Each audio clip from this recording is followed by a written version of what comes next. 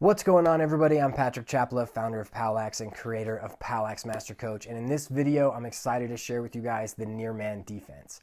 So a near man defense is a defense that combines the concepts of a crease slide defense and an adjacent slide defense to create a defensive concept that is much more efficient than running either one of them alone. And although you might be thinking this is going to be way more complicated than running a strictly crease or adjacent slide defense, ultimately, what we get is a defense that will allow our players to be much more instinctive with their slides and ultimately become much more fluid. And once players understand the basic principles of the defense, everything on the defensive side of the ball becomes more efficient. So there's an absolute ton of information to cover when trying to outline an entire defensive strategy. So we are going to divide this video into 5 separate sections. First, we're going to go over some of the key concepts and key points within any man-to-man defense.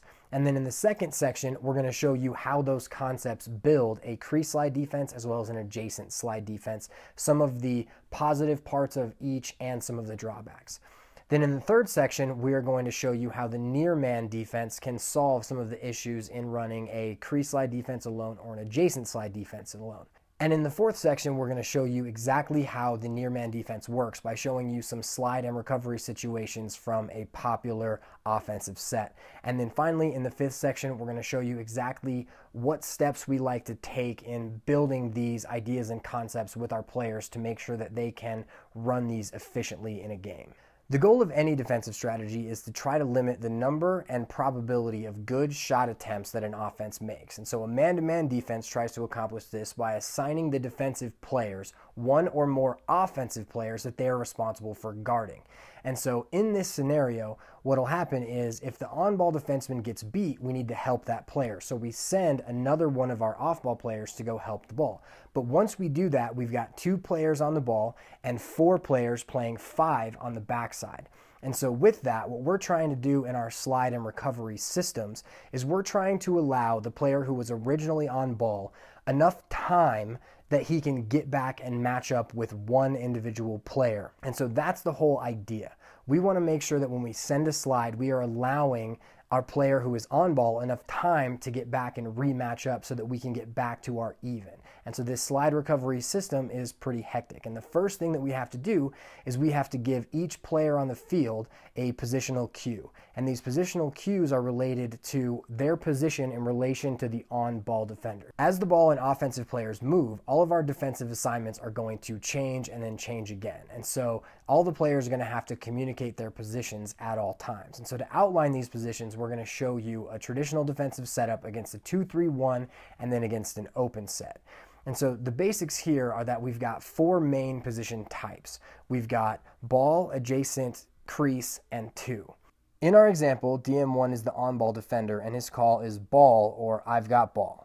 The on-ball defender is the only player who will be responsible for only that player. Everyone else will have to work to defend multiple players. The LSM is our first adjacent defender and his call is right because he is the defender to the right of the on-ball defenseman.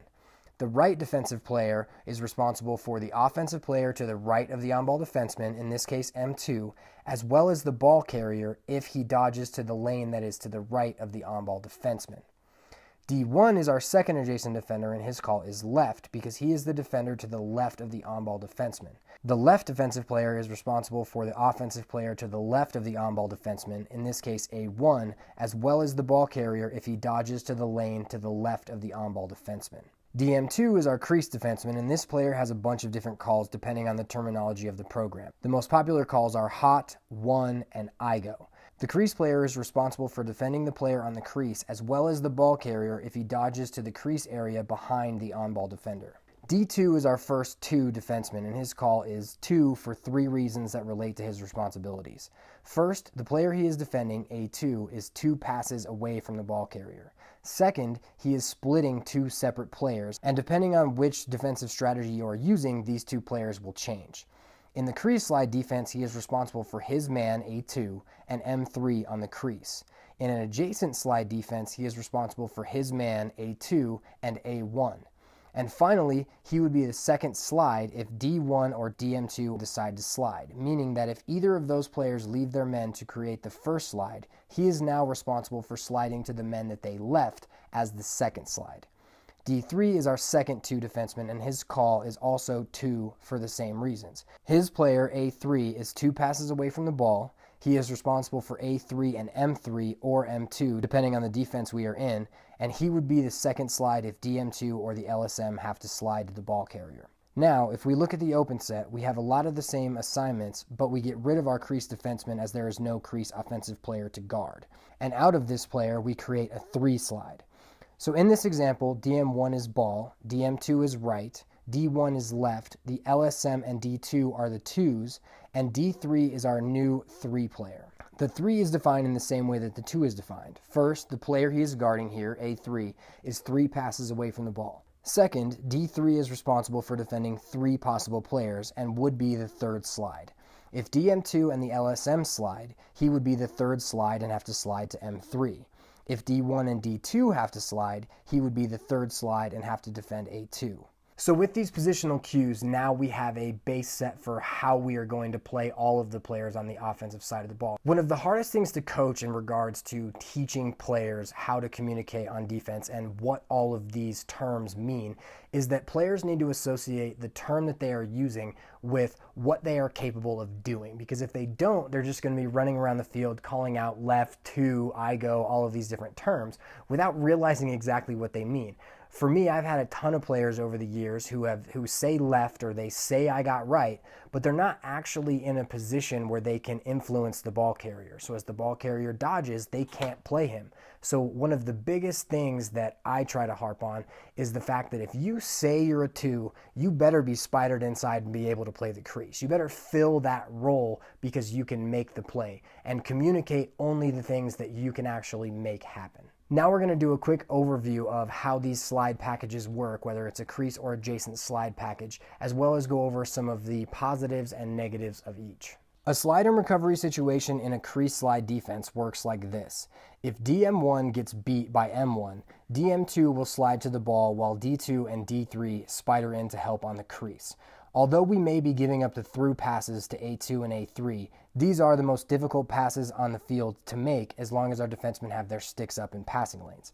Once DM2 is in position where he can actively defend M1, he will tell DM1 to find one or to recover, and DM1 will recover to the crease and bump D2 and D3 out to their respective assignments. Hopefully, we will be able to recover back into position before the offense can swing the ball around the field and take a good shot. There are a number of main benefits for the crease slide defense. First, everyone on the field knows at all times who the slide man is. Second, since the adjacent defensemen know that they do not need to help the ball, we can use these players to press out and try to force offensive mistakes. Third, recoveries are pretty simple if there is minimal offensive movement. Some of the drawbacks of running strictly a crease defense include: 1, we may not be prepared if an offense that we play runs an open set. 2, if we're going to apply pressure and our opponents swing the ball quickly, our players will need to cover a lot of distance as they transition from playing the ball to getting in to help the crease. Third, if the offense runs any motions where adjacent players come between the crease player and the ball carrier, our slide will be much harder to accomplish and we will essentially be sliding past our own players to help the ball. 4, it relies heavily on forcing dodgers down the alleys, which, if you ever get beat over the top, you have to slide upfield and you open up a lot of options for an offense. A slide and recovery situation in an adjacent slide defense works like this. If DM1 gets beat to his left by M1, D1 will slide to M1, D3 will slide to A1, D2 to A3, the LSM to A2, DM2 to M3, and DM1 will need to recover to M2 before the ball swings around the entire offense. The benefits of an adjacent slide defense are: first, we minimize the distance of our slides and recoveries. Second, if the offense has a crease player, the crease is always covered. Third, most of our small-sided games use the same adjacent sliding concepts. A few of the drawbacks to running an adjacent sliding defense are: first, there may not be a defenseman on the crease. Off-ball defenders must be spidered in and acutely aware of their men, any cutters, and the ball.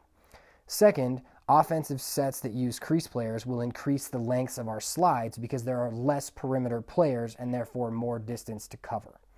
Third, all players must be aware of all offensive movement in order to recover quickly and correctly. Fourth, some looks are extremely hard to defend with adjacent slide packages, like a dodge from X with a clear through, because the midfielder getting down to cover the attackman often is a hard read for midfielders to make. The near man defense comes into play to solve 4 distinct problems of running an exclusively crease or exclusively adjacent slide defense. First, it gets rid of all scenarios where one of our players would slide past another one of our players, so it's going to shorten the distance of our slides. Second, it uses a type of zone/adjacent recovery pattern that's going to shorten all of our recoveries and make us more efficient. Third, it allows for us to be unpredictable when we are sliding, and so at some points we might slide adjacent, whereas others will slide from the crease, and that can be a good advantage from the defensive side of the ball. Fourth, it doesn't necessarily rely on forcing the offensive players to specific parts of the field. So one of the best, defensive strategies that I've come across is to make sure that every single approach you make is just to the strong hand of that player. For the most part, we're going to do what's traditional, which is pushing guys down the side, making sure we're keeping them under, because that's where the righties and lefties line up on the field. But if we ever get a player who is, say, a really strong midi and dodges down the alley a lot and can really snipe that corner, we will actually funnel him to the middle and it won't screw up any of our slide patterns. The near man defense will use all of the same rules and basic concepts as a crease slide and adjacent slide defense, but it will allow us to use different rules within each scenario to ultimately create a more natural slide and recovery situation. To cover all of these situations, we are going to divide this up into 4 distinct parts. First, we're going to describe the main differences between a crease slide defense and a near man defense so that you can get the idea of the overall concept. Second, we're going to go over a couple of the changes of rules that we have for each of our positional locations on the field. Third, we're going to show you the slide and recovery situations of 2 different but very similar situations. And finally, we're going to show you guys 3 separate phrases that will definitely help your players in learning these new concepts. First, the base of this defense is a crease slide defense. So anytime the crease defenseman has a clear path to the ball carrier, it is the crease defenseman's job to slide. Anytime that another offensive player comes between the crease defenseman and the ball carrier, it is the defenseman who is covering the offensive player that came between the crease defenseman and the ball carrier's job to slide, and the crease player is then responsible for becoming a 2 slide and taking the adjacent player's man. Let's take a look at this one. If the offense is in a 2-3-1 running a dodge follow float motion with a fade rotation, no one comes between DM2 and M1. So DM2 will slide with 2 help from D2 and D3. Conversely, if the offense switches things up and run a dodge follow float with a clear through rotation, D1 will be closer to M1 than DM2. Therefore, D1 would slide and pass A1 off to DM2.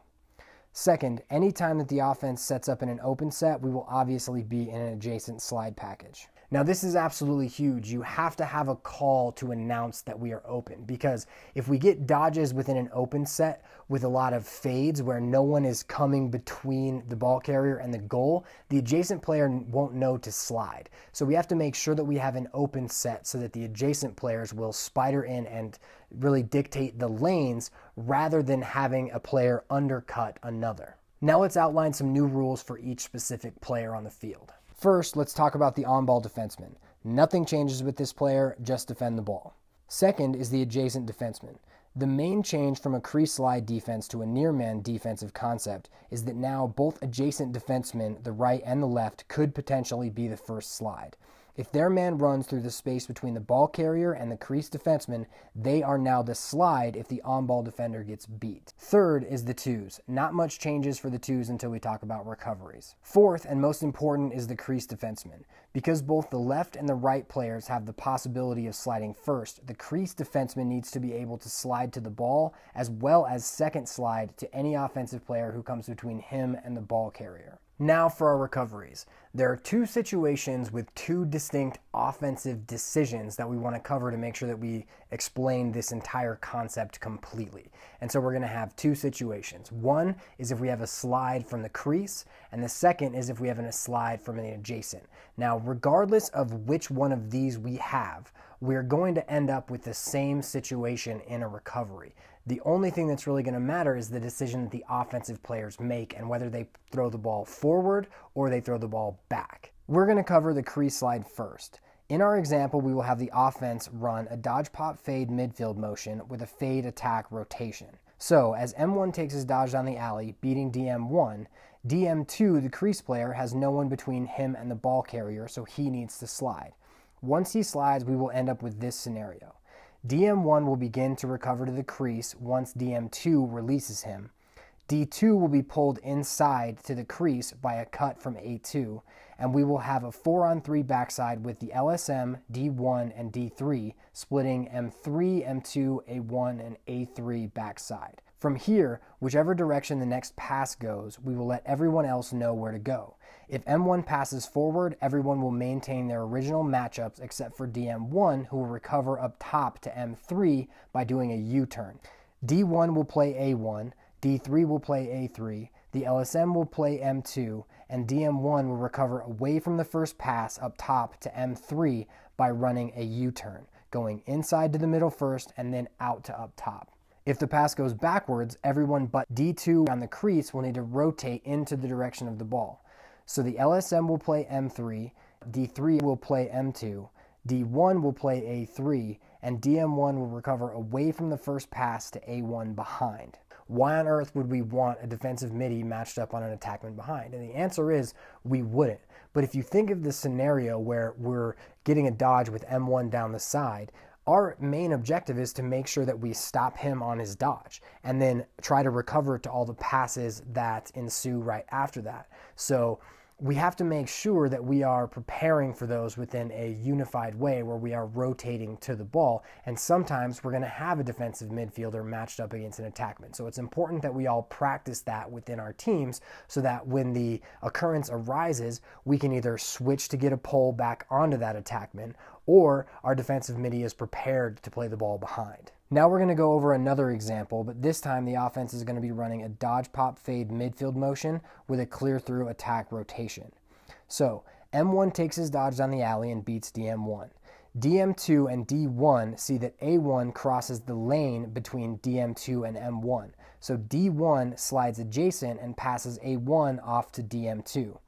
After the slide, we end up with the same basic scenario. DM1 and D1 on ball, DM2 guarding A1 on the crease, and a 4v3 backside with the LSM, D3, and D2 covering M3, M2, A2, and A3. Once again, everyone will react based on the pass. If the pass goes forward, everyone but DM1 will maintain the same assignments, with D3 on A3, D2 on A2, the LSM on M2, and DM1 recovering away from the first pass to M3 up top. If the pass goes backwards, everyone has to rotate. The LSM will play M3, D2 will play M2, D3 will play A2, and DM1 will recover away from the pass to play A3 behind. So basically, every time that we slide, we get into this scenario. We've got two players on ball, one who slid and one who needs to recover, and then an odd man situation backside. And depending on what the offense is doing, you could have two players on the crease, you might have no players on the crease. So I feel that it's important that we outline how we want to recover. And the way I like to recover is I like to have anybody who's defending a player on the crease, you are staying on that player throughout our recovery. And anybody who is defending a perimeter player needs to split to react and rotate so they can play whichever player gets the ball first. That way, regardless of whatever the offense is doing, we understand that we are always using the adjacent style rotations to shorten our slides to make sure that we can cover all of the offensive players and hopefully give our recovering player enough time to get to where he needs to go. A couple of good phrases to use with your players to help them grasp these concepts is, first, on any dodge, you want to spider in towards the dodge. And what this is going to do is this is going to make sure that all of our off-ball players are in a good position to make sure that they can rotate to the correct spots after the ball is passed. The second one is that if your man steps between the ball carrier and the crease, you are now to slide. And this is probably one of the hardest things to teach because it means that our adjacent players need to make sure that they are seeing the ball, understanding that they need to make sure they can slide. On shallow cuts, on everything else, they need to make sure that they show and have the ability to slide to the ball. And the third one deals with recoveries, and it's this. If you are on ball and somebody slides to you, you need to recover away from the first pass. So if the pass goes forward, you need to recover to the middle and back. If the pass goes back, you need to recover to the middle and forward. And so that will help our recovering player get to the right position.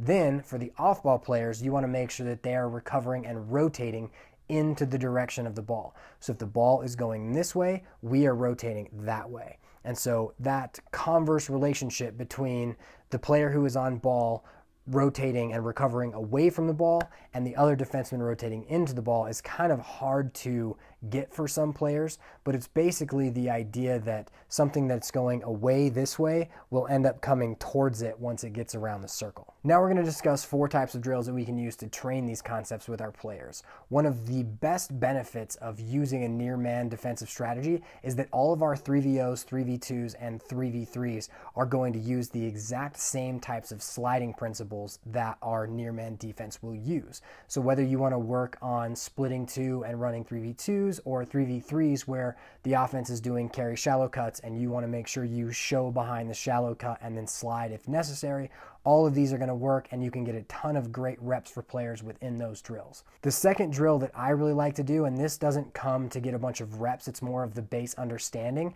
but is the line bump drill, triangle show drill, and 5 on a die drill. These can all be modified to make sure that we are using our near man concepts. And so in running those, we're going to be focusing in on building our base understanding before we give them a ton of reps so that they can kind of put their understanding into the reps and start rotating and reacting correctly. The third type of drill that is one of the best ways to get a ton of reps within recoveries is to use a bunch of the odd man drills like 4v3s, 5v4s, and 6v5s, because the defense is put at an immediate disadvantage and they're going to have to make sure that they are accounting for 2 players at all times. And even if the ball is just moving around the perimeter, they're always going to have to rotate, and that will give our players a better understanding for exactly how they want to rotate into and out of positions without needing to draw a slide. Finally, one of the types of drills that you absolutely have to use to create this style of defense are the more smaller drills that work on the skills within the concepts versus the concepts themselves. So things like the recovery knockdown drill, the 4-man slide to a specific spot drill, a bunch of the turn the corner, close the gate drills, where we're working on the skills that we're going to need to use within the defensive concepts rather than the defensive concepts themselves. Because it doesn't matter what type of defense you run, you have to be able to run it well with skilled players that understand where their skills fit into the concept. Whether you decide to run the near man defense with your team or not, I hope that by watching this video, it has helped you to think about defense a little differently, as well as improve your coaching prowess. If you have any questions, comments, or concerns, you can leave a comment in the comment section or email me at patrick@powlax.com. If you want to learn more, check out all the other videos at powlaxmastercoach.com. If you enjoyed the video, make sure to share it and check out POWLAX on all of these social media platforms. I hope to see you guys in the next video. Have a good one.